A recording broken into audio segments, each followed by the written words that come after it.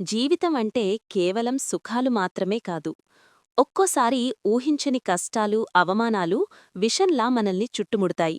మరి ఆ సమయంలో మనం ఎలా స్పందించాలి? సాక్షాత్తు ఆ పరమేశ్వరుడు హాలాహలాన్ని స్వీకరించి మనకొక గొప్ప జీవన సత్యాన్ని నేర్పారు. అదేంటో ఇప్పుడు చూద్దాం.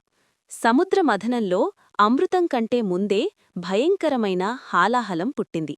లోకాలు అంతమైపోతుంటే శివుడు దానిని తాగేశారు. కాని గమనించండి, ఆయన ఆ విషాన్ని కడుపులోకి పోనివ్వలేదు. అలాగని బయటకు ఉమ్మేయలేదు. గొంతులోనే నిలుపుకున్నారు.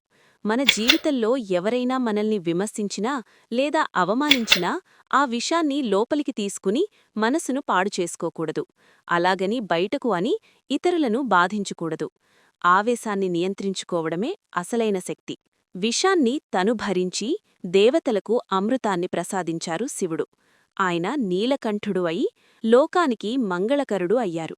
గొప్ప వ్యక్తులు ఎప్పుడూ తమ కష్టాలను తామే భరిస్తూ ఇతరులకు మాత్రం ఆనందాన్ని, సహాయాన్ని అందిస్తారు. కష్ట సమయాల్లో కృంగిపోకుండా ఆ సమస్యను ఒక బాధ్యతగా స్వీకరించి పరిష్కరించడమే శివతత్వం. కాబట్టి మిత్రులారా, మీ జీవితంలో విషంలాంటి కష్టాలు ఎదురైనప్పుడు శివుణ్ణి గుర్తుచేసుకోండి. సహనంతో ఆ కష్టాన్ని జయించి లోకానికి మేలు చేయండి. ఈ వీడియో మీకు స్ఫూర్తినిస్తే లైక్ చేయండి. మీ మిత్రులకు షేర్ చేయండి. మరిన్ని ఆధ్యాత్మిక విషయాల కోసం మన దేవాలయం ఛానల్ని ఇప్పుడే సబ్స్క్రైబ్ చేసుకోండి. ఓం నమఃశివాయ.